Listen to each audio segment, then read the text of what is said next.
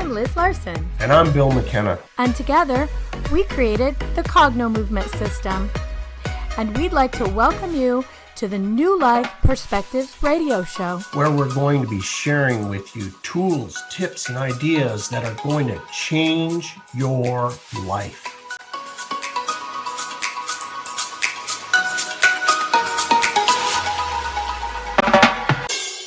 Hello, hello in UK Health Radio Land. I'm Liz Larson, and I'm here with my friend, Bill McKenna. Hey, Bill McKenna. And we're the team that created the Cogno Movement system, but we're also the team here on the UK Health Radio Land network that created the New Life Perspectives radio show. And today, I want to talk to you about something that we've been talking about behind the scenes, is how long people actually experience joy and how often people experience joy or happiness or peace or whatever you want to call that thing during the day or even throughout their life. And the statistics are pretty interesting. And the reality is even more interesting. But I kind of want to launch it by saying, I think that people who are happy all the time, joyful, seem like weirdos to a lot of other people. They really think it's nearly impossible to be relatively happy all the time. What do you think? Well, I think you're right. And I think that actually what it does is it annoys certain people that someone is that happy. You know, it's kind of funny, but the term, right, which I kind of liked, is that having a ceiling of happiness. You know, when you start to think about it, we were talking yesterday or the day before about this ceiling, and one of the most obvious ways that it demonstrates itself is like everybody's having a good time, like a vacation, for example, and then somebody is just like, oh my God, Eeyore, whatever his name is, Eeyore, he shows up, and it's like a dampening. There's a dampening effect because neurologically, we as humans have only so much kind of happiness or joy that we can take. And we don't even know we're doing it, but we need to tamp it down to a level that's acceptable.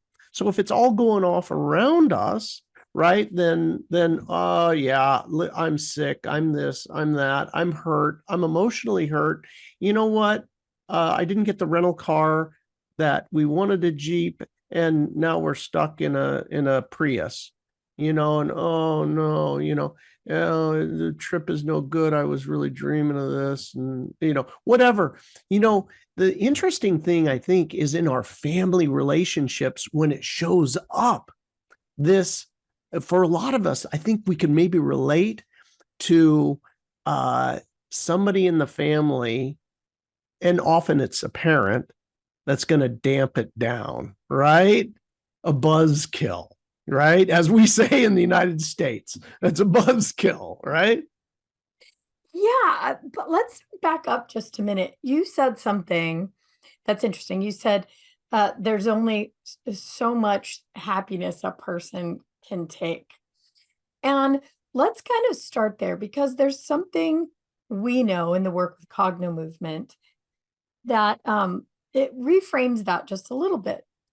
So we were talking about how a person will get what they want, have the thing they want, create a miracle even, get the money, get the car, get the house, get the man. And they're happy for only a few seconds. Really, it's about 30 or 40 seconds, about the same time frame that guilt has a shelf life. And then we're on to being irritated and frustrated or sad or depressed or anxious all over again. And so what we know about that in Cogno Movement is that really what you're saying is that your system can take is accurate. Most people's systems are not set up to actually have extended periods of just feeling good, feeling easy about life, where there's not a problem, just not having the experience, I guess, of having something running in the background that's trouble brewing, right? Yeah, I mean, so let's talk about that. Let's build the framework here for people about what are we actually talking about when we say feeling good, being happy, having joy. What does that even mean? Well, gosh, that really positive feeling, right? There's been times in everybody's life, even if it's momentary, where you really feel good. Maybe you could almost feel an erectness to your spine. You feel kind of a lightness in your step. It's like, you know what? Nothing's really bothering me. Some people experience this when they go on vacation, right? Oh, hey, we're getting on the plane. We're going to, some tropical or ski resort, and it's going to be great. And I'm leaving all the cares and worries behind. And you know what? They can all just have it. And I'm free, right? Some people experience it when they have a windfall, like, oh my gosh, you won't even believe what happened. I had a windfall. So that's the type of thing, right? That we're talking about, but it's a feeling in your body.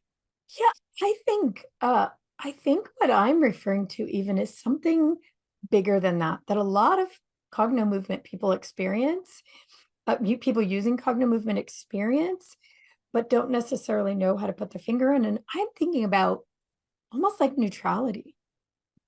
That sense of where I get what you're talking about, where there's an elation feeling. I'm talking about that sensation where there's just nothing really bothering you right now.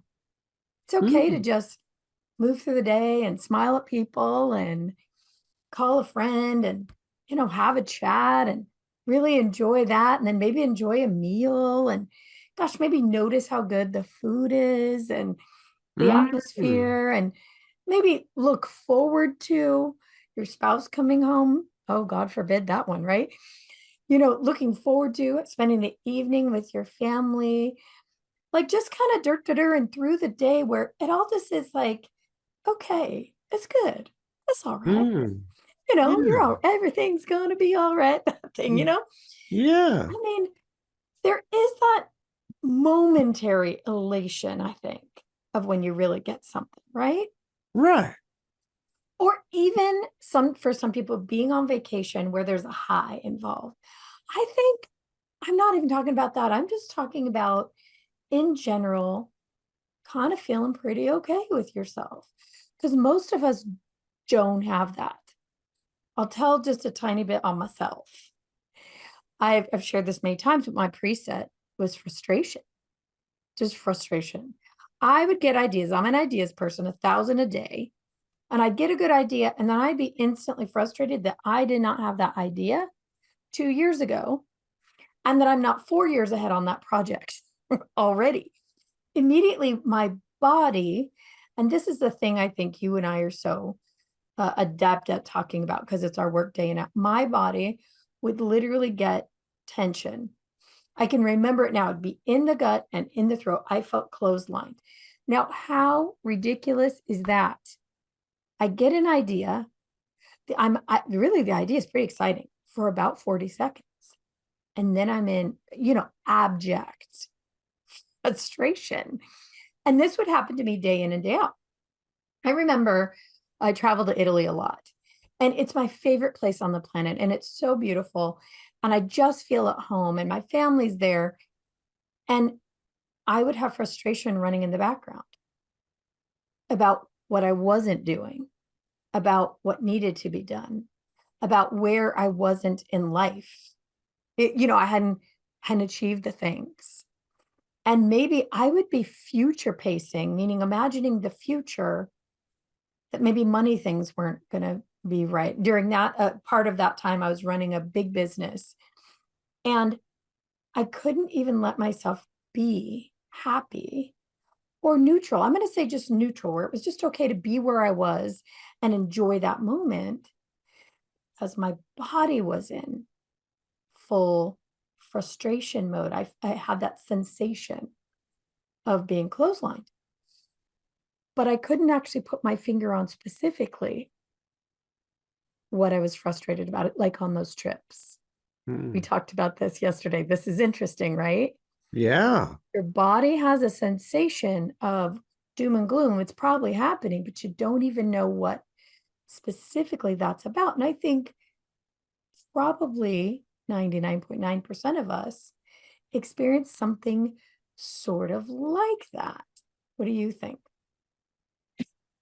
I think so. I mean, when you look at the masses of humanity, right, there are few people who you run into that are just generally at that place of peace, of being present here now, and at the same time enjoying now. They're in the future, in a fear, or in the past, in a resentment, in some way, shape, or form. Mostly, I think that people have some sort of either a worry or upset in some way, shape, or form. Yeah, it seems like your system, that's your set point. And that's why I say that was my preset. We talk about neurology, but my nervous system had that set point of this is normal. Being in a little bit, or a lot of frustration all the time, so that I could be aware of the next shoe to drop, for the next shoe to drop, the next pothole, the next thing that was going to cause pain in my life. I think my nervous system, I know that now because that's what we talk about all the time, but my nervous system was constantly on high alert, pulling the firearm alarms. So when it happened that at the point in Cogno Movement, in my own personal development, where that was gone, the constant feeling of that was gone, it felt really weird. Really weird. In fact, I actually felt bored. Isn't Really that bored. interesting? Yeah. Bored. And I wanted to look for the frustration again. And then what I realized was it actually made me feel like I was doing something. Like I wasn't, but I mean, I'm a highly proactive person. I get a lot done. I do a lot of things, but I felt the frustration made me feel like I was doing something. I was getting things done. I was active. I was busy. So there comes this place when you're using Cogno Movement and you're changing your neurological patterns where you get to neutrality. And it felt so strange to not have that, what felt like activity going on in my body. Isn't that a weird thing? It is a weird thing. And, which really kind of makes you think, I'm obviously kind of harkening back to a early part of the conversation where you were saying, most people get the big problem resolved immediately, then jump to create another one or focus my attention on another one. Relief for a second. Then there's, but what about? But what is it? Right? Yeah. Yeah. It makes me think about the old adage that people who win the lottery, most of them are broke again within 5 years. Mm-hmm. Because you're looking for, that preset, what it feels like to be broke. And then when you're not broke anymore, your system really has no idea what to do with that. You're constantly looking for a way to be broke again, but not consciously, not at all. But this worry, this fear, because your body knows that fear of being broke, being in poverty, being not having enough, struggling with the bills.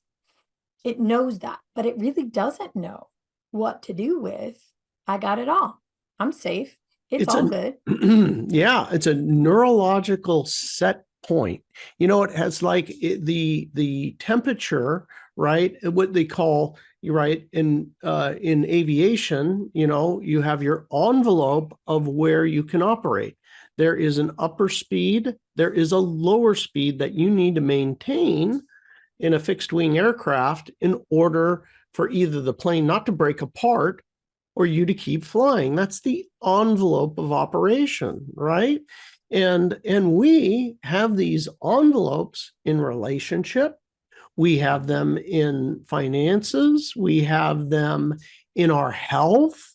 All of these things. So you'll find the people gravitating back to that set point. I talked with this one billionaire who helps other what I would call deca millionaires. He helps them with business, and he helps them to sell their companies, and that sort of thing. And the conversation had come up with this billionaire who he wanted to send over one of these guys that had just sold their company. And it was their first time getting tens of millions of dollars. And the conversation, I said, listen, I'll work with this guy, but what you got to do for me is this. You've got to take those tens of millions and you've got to put it into an annuity of some kind, some investment where he cannot touch it. And that he gets his dividend check once a month or whatever, because the period of time right now is extremely risky. It's way beyond his set point, and he will blow the whole thing before I get him through his transition. Even though it's tens of millions, you're like, what do you mean tens of millions? I know you're thinking this, you're listening to this. This is craziness. But in the work we do, we've actually seen this happen. We've seen this happen, and that's why I do what I do. So anyway, this exists whether it is having $1,000 in your bank account or 50 million. It's the same thing. And this, right, Liz? Yeah, no, it's really, really true.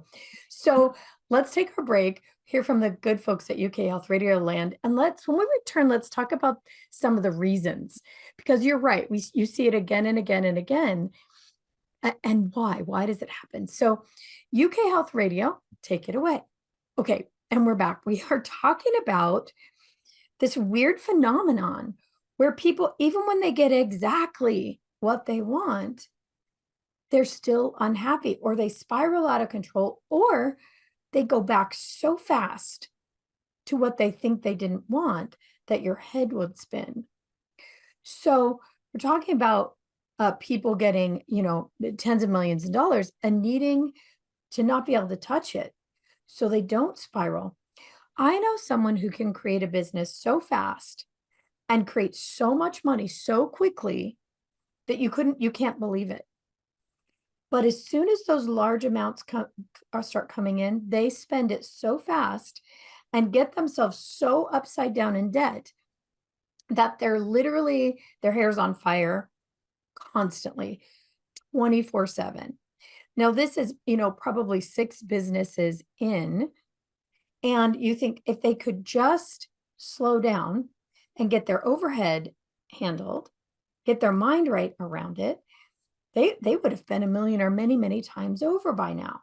And no matter how much help they get, no matter how many people are saying, look, you've got to get the spending under control. You've got to get an accountant that can help you do this. They literally blow all that off and then drive the business into the ground, and it goes down spectacularly in flames. And then they start another one, so good at bringing in money, but there's this funny set point. And from looking in, you'd think it would be so painful that you would never do that again. But it's how they actually thrive. I know people listening are probably like, oh, that sounds terrible. But it is how they thrive. Their system is set up like that. So let's talk about some of the reasons. And I'll start with a quick one and then you go next. One is that when you are an infant, what's the first thing that you're encouraged to do? Cry. Your Right. first thing is they want to, if you're not Spanked crying, spanked on the butt. if you show up and you're peaceful, they want to make you cry. That's the first thing they do. And that's a good thing. Everybody's like, oh, good, that baby has strong lungs, they're breathing. When you need something, you cry. You wail, you make sound in a way that sounds painful to the people listening. So they will feed you, change you, clothe you, right? It's built in from the minute we take our first breath on the planet. That's reason number one, Bill McKenna. Oh my gosh, I have never thought about that, Liz. Think about that. It just never even occurred to me. Hey, welcome to the planet Earth. Smack. Yep. That is that don't make no sense. Yep. I think back on the birth of my daughter. They didn't do that. They didn't do that. Maybe I don't know if they still do it now, but certainly when I was born, hey, maybe that explains why I am the way I am. Maybe it could be. No, but they do. You need the baby to cry for the lungs. You need the lungs to open and be full of air. They want this thing. But then what they do is soothe the baby. So you make a fuss, you cry, you have an upset, and then you get soothed and back and forth. But it's predicated on that. And then as little kids, we learn, many of us, to fuss at our parents to get what we want, right? And then we get what we want and we're soothed, right? But we need to fuss. Come on, mom, please, mom. Mom, will you give me the thing? Will you give me the thing? Please, mom, right? And then we're soothed. So it's kind of built in from how we interact with just this world in general. And then there are other things, other kinds of attention, right? I hurt myself. Ah, yes. I'm sick. Yeah. There is a value in getting attention, right? When my wife, she works at a grammar school. And when one kid scrapes their finger or something, they get to come in and get a Band-Aid. Mm-hmm. Oh, you got a Band-Aid. Now, the one who's legitimately hurt, right? They come out with a Band-Aid. And then there is a rush on kids getting hurt. Because they need a Band-Aid. Everybody's getting hurt, and they're showing up real blood, right? Yeah. Like, whoa, hey, what, we've got to run on Band-Aids. Now, you get treated special, you get cared about. I had this one, now this is how silly this is. I'll tell a story about this one multimillionaire. He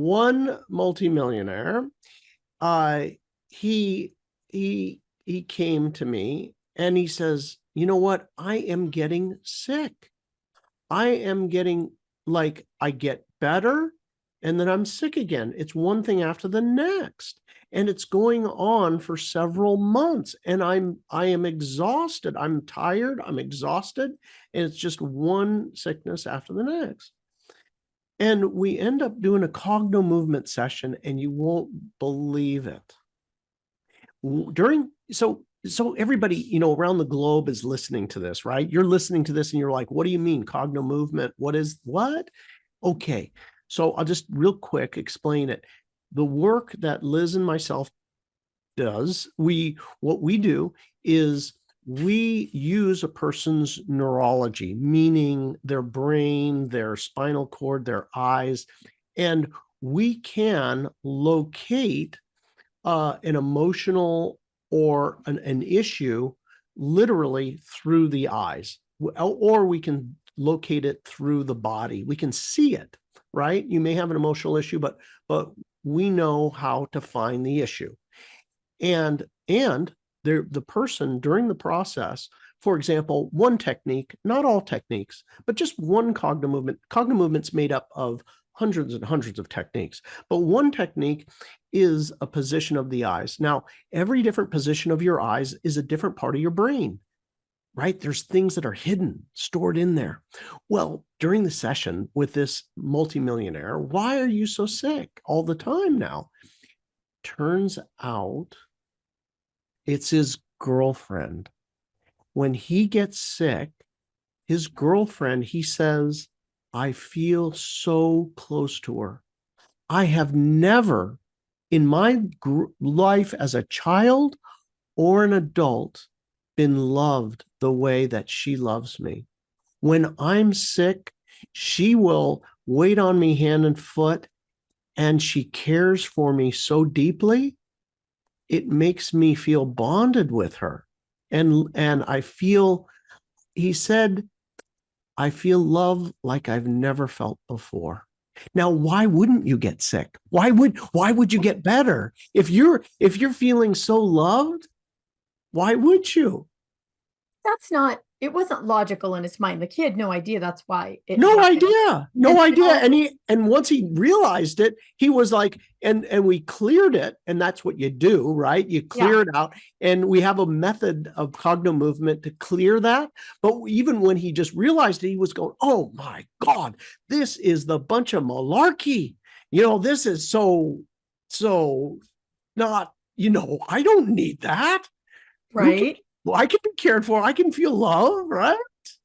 Well, I think there were a couple things about that session, and this is one of the things that I think comes out of it, is that in his case, he realized, oh my gosh, my body's doing this thing. I keep getting sick so I can have the lollipop of my girlfriend. But also he realized that he had this amazing human that really was providing so much love and nurturing to him in general, that now he really can appreciate that and have it all the time.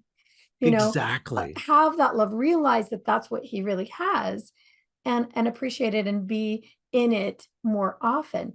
So there's some other real base reasons why being at least in a state of neutrality where everything's cool. I mean, I know that most people listening can't even imagine happy all the time. They would think that's weird.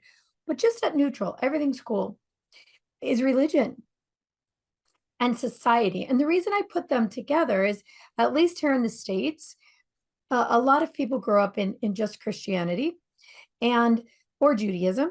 And there is this guilt, like, you're a sinner. You're not supposed to be happy. This place is bad news. Oh, yeah. You don't get to go around, dancing a jig. You need to be suffering.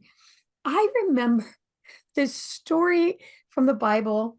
It stuck out in my mind so much, and I could picture it like I was there. And it was one of the apostles had done something, and they were so ashamed. It had to do with wanting something.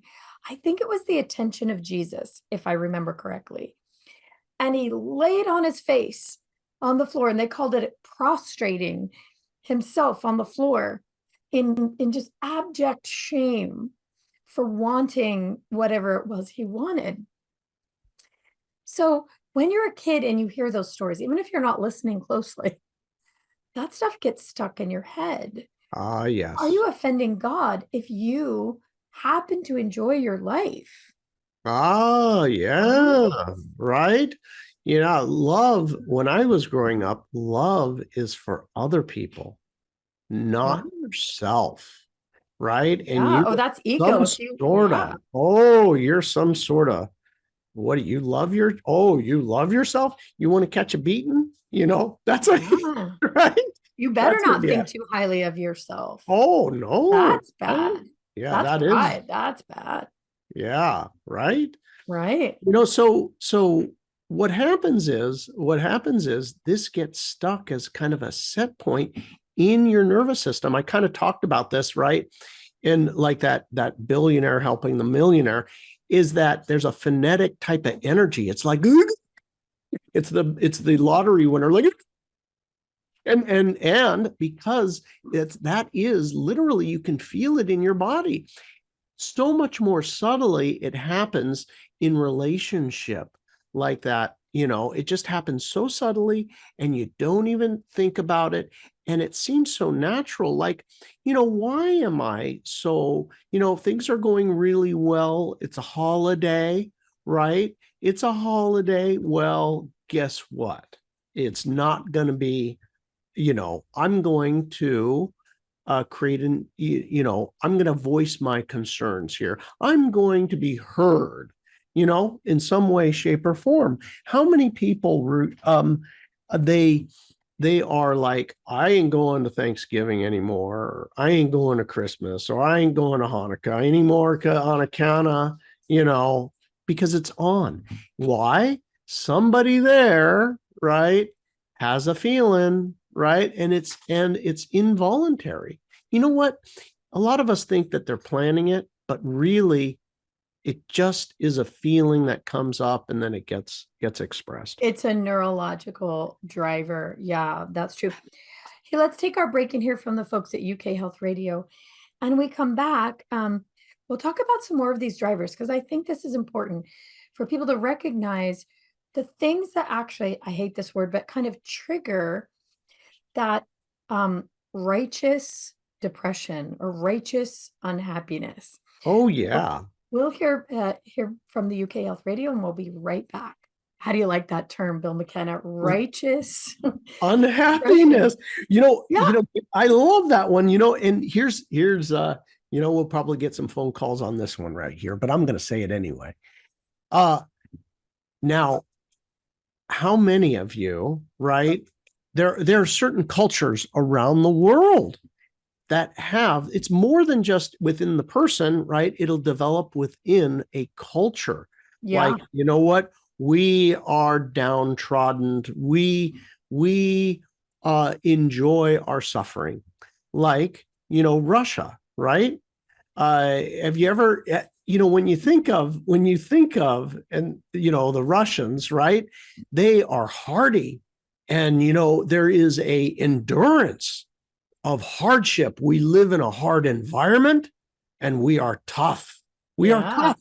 And there's a pride in being able to handle pain and being tough.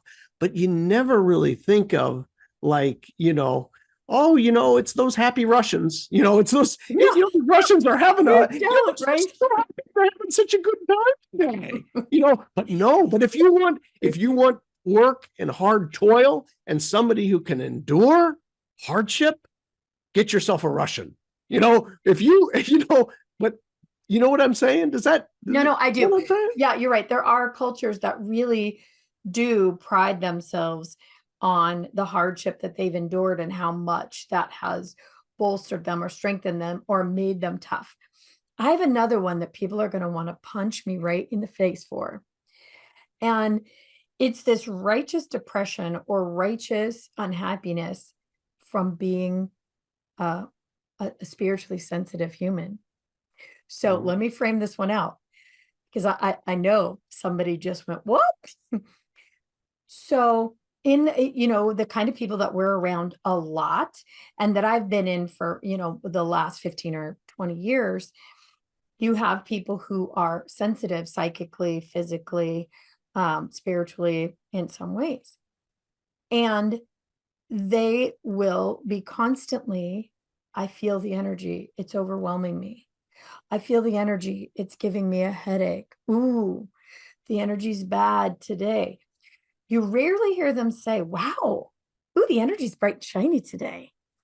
Oh, I feel the energy rising and lifting. You know what I'm talking about, right? The look Oh at, yeah. Oh yeah. Yeah. you There's a pride and a celebration of, it's very perverted celebration of, or the evidence of, licks, I'm psychic and I suffer. I suffer. can endure this suffering. No one can take this except for somebody like me. You had no idea. Yeah, this is one of the things that I try to be a champion for amongst our group because we have some highly, highly sensitive people and it is psychic and intuitive in our group, but they'll come in and initially say, I'm an empath. So I feel everyone else's energy. And I believe it. It's not a fake in any way, but they are put upon by everyone else's energy. So I fight like hell to change that conversation, to turn it into a superpower and to teach them how to utilize that. Yeah. Yeah, as a superpower. But what happens is, I think that initially people get a lot of validation. Ooh, I'm feeling the energy and it's negative here. And oh, it's giving me a headache. And it's that damn thing we learned from religion. I don't want to have big ego in telling you, I feel the energy here and I can perceive what's happening. I need to tell you in a way that is, ooh, I'm suffering about it. So I don't look like a big shot to you. Mm. So the people that I encounter, I'm pretty bold about it now. Let's flip the switch on that. Why is the energy that you always perceive negative? And the minute they realize they're doing it and they switch it, guess what? The energy is not negative all the time. You know, the energy is not overwhelming them. It's not giving them the headache. They are like, oh, gosh, there's a vortex here. I just felt the change in my body. Interesting. Oh, gosh, I feel the energy actually rising here. This is an interesting thing, right? So it's a switch. It's the switch out of, I like my new phraseology, Bill, Yeah. righteous depression or righteous downtroddenness, righteous unhappiness, Right. right? Right. So Right. what do people need to know about this? The opposite. Well, How can it be changed? here's yeah, very interesting. Very interesting. That all it is a neurological pattern. Mm-hmm. Literally, the thing to know about this is that there is a firing that goes on in my neurology. There's a feeling that is generated in the body, and then I think thoughts equal to it, and I will act equal to it. I will say equal to it. So, so you might find that it feels absolutely, positively, physically justified, Mm, whatever it it is. I mean, does. literally, you know what? No, I'm right. I I am 100% right in this. And the reason that you feel right in it is because you have a feeling in your body. Imagine for 1 second that you didn't have the feeling in your body anymore. Literally, you just didn't feel it. What happens is, with the absence of that feeling, you don't think that thought and you don't say and act that way. And this is a strange thing about Cogno movement, is that there is physical or are physical exercise that you can do which eliminate it. Well, before we really get into that part of it, let's talk about what it is that we're talking about. So, on the opposite side, I had someone say to me recently, one of our practitioners in training, Liz, I don't know if this is weird or not, but, I used to be constantly watching the news, all the problems that were going around in the world. And they said, the more I've shifted the negative patterns out of my body, the ones that they didn't want. I mean, we don't direct that in any way. He said, I just not interested in the news anymore.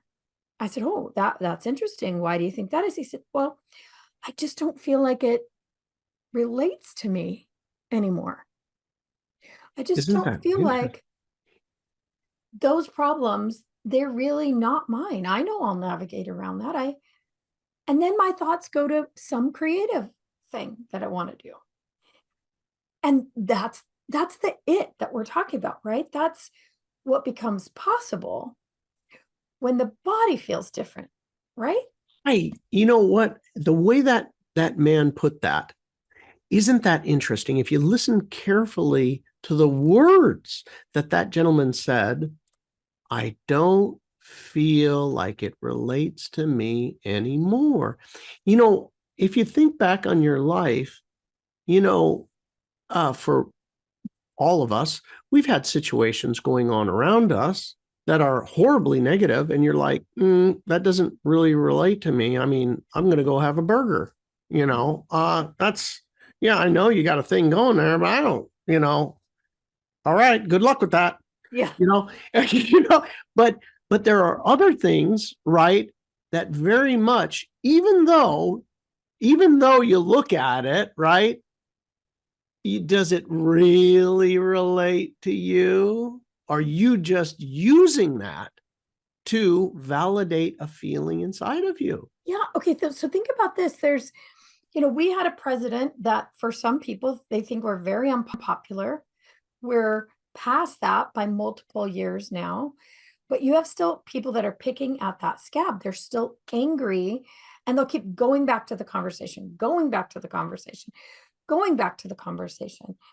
Literally, it's like, you shouldn't pick the scab, but you do anyway. It's like the anger or frustration or outrage has a shelf life.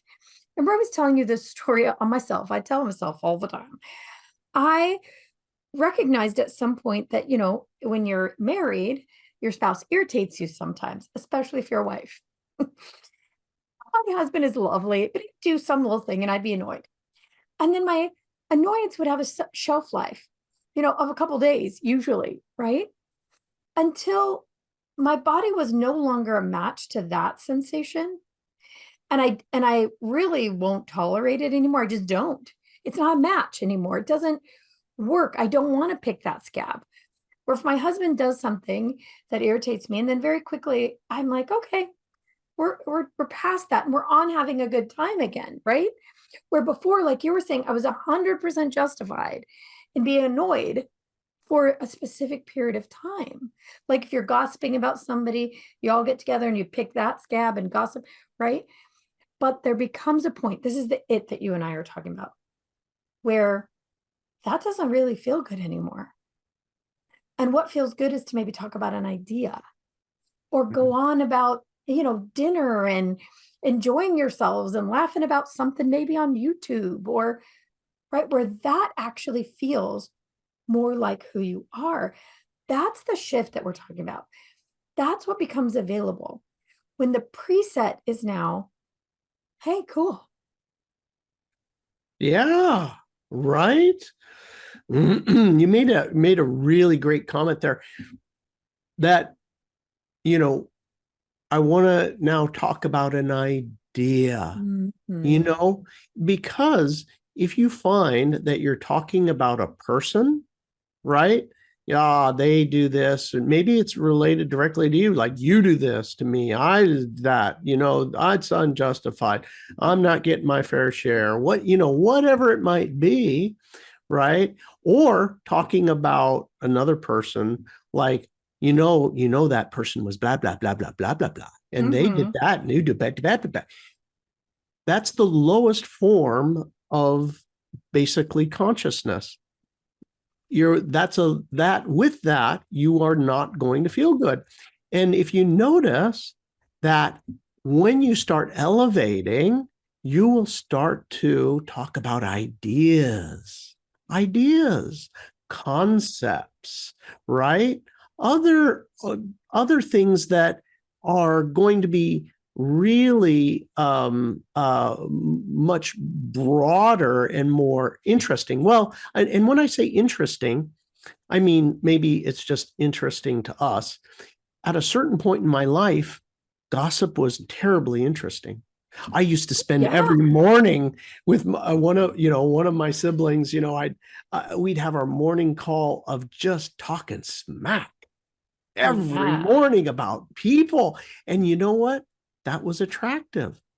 So different things, my energy, my feeling in my body it was like eating something good or getting some juice, Oh, out of yeah. life, this How you is, relate, right? yeah. But eventually, no longer with that feeling, nothing can be fed with that. It bores me. I get so bored. I literally, I can barely pay attention because I'm like, oh, that is so boring. I can't, I Right. can't, I can't focus. I literally, my focus starts to wane and I want to focus. I want to engage, but I get bored. I like, oh, what? But you know what it is, Bill McKenna? It's there's no hook for that I anymore. It used to be that was the thing. You said it created juice. Like it was your fun. It's And how fun. you related Yeah. with those same people. Like we're in the club that hates that guy, and we're going to trash talk him and Right. really enjoy ourselves. So Yeah. you have a hook for that I, right? You're signed up for that program. But when that is no longer the way your system runs, and this is what I'm talking about. This is not a mind reset or preset. This is your body just doesn't have a hook for that I anymore. It's like, wait a minute, why are we talking about that? Because you realize it gets you nowhere. There's nowhere to go. And your body really drives you then to find something that's like forward moving, that creates energy. So we have had so much fun with this conversation that we are actually out of time. What? However, we do have a few minutes of extended conversation. Um, if you look for hashtag well-being podcast or anywhere that you like to listen to podcasts, look for the UK Health Radio Network and New Life Perspectives Radio. And we'll continue this conversation and give you a couple of tools for how to recognize when you're in that state of righteous depression or righteous unhappiness and how to shift out of it, what that would mean. But we'll also we'll get a little weird in the second outside conversation. So everybody in the UK Health Radio land, if you want to know more about Bill and I, go to cognomovement.com. And if you want to fast track getting out of this righteous depression, I'm so proud of my new verbiage. Go to cognomovement.com/cogno conscious. Cognomovement.com/cogno conscious for a way to rapidly make that change. All right, we're in our extended conversation about, that your ability to feel joy and happy, or at least like, hey, this is cool, what I call neutrality, or the inability to be in that state where your body is constantly looking for the next problem or the next hit of sadness, depression, anxiety, fear. Let's talk about what are some of the weirdest shifts you've seen when somebody shifts out of that state, and it happens pretty quickly. What's some of the weirdest things you've seen? My gosh, some of the weird things when this happens, it's really kind of crazy. It's to the extent, I should say, there's levels of this, and to the extent that they really exit that old feeling. For some of them, it can be as simple as I no longer maybe have this feeling, and maybe it was directed at someone, and this relationship is estranged. And then all of a sudden, what happens is I got a new best friend forever, BFF, right? And that they call up and they're like, hey, what's up? And they act as if nothing ever happened, like no time passed and nothing ever happened. Yeah. I literally, one story was there was two siblings that that were estranged. And after the work was done, literally, it was about 3 days later. Well, this is happening like even faster now. It happens like immediately, like the phone rings inside the session, But in this particular case, it was 3 days later, and the one sister that was estranged that wouldn't talk to the other one called up and started talking. It's like, about the Bachelorette, like before the incident where they became estranged for years. And I'm talking about 5 years of estrangement. The phone rings and it's her. And it was like no time passed. And she was talking about the Bachelorette. Oh, did you see that Bachelorette this week? What do you think of that dress? Come on now. Really? That, or whatever, but it was just like that, like no time passed. And it was amazing. Like history was rewritten. Yes. I believe, and this is where we get weird, that we literally are changing timelines with this. We have seen it where, for example, in our shift network class that we're in right now, we're only in week 3 and people are working on some of these lower level feelings, guilt, shame, blame. And the second weekend after guilt, this person said there had been a friend, they were estranged, there was some weird awkwardness going on. And right after they did the session, that person called them up and it was all gone. Like nothing had ever happened, exactly like you're saying. And they said it was like having whiplash. They couldn't believe it. The energy between them had changed. It was like they're at the beginning of their friendship again. Another way I think to say this is that when you no longer have that, you're holding that pattern of your righteous indignation, pain or fear or depression, that person is also freed from it. It's like there's a block between you and them, solid, like a brick wall, where that energy just cannot flow. It can't move. And clearing that out of your system removes the wall. All of a sudden, there's this clear communication, and it makes the most sense to them to pick up the phone and call, like no big deal. Like years have not passed since we haven't talked. There was no problem between us. It really is a miracle. And it feels like we just took a left turn into another dimension. Only you and I see it so often now that it's commonplace. It doesn't even seem weird or strange. I mean, we still are like, wow, that's cool. But now we almost expect it. Right? Right. Yeah, it's commonplace, never would have thought, many, many years ago when we started this work, that was going to be just ordinary course of business.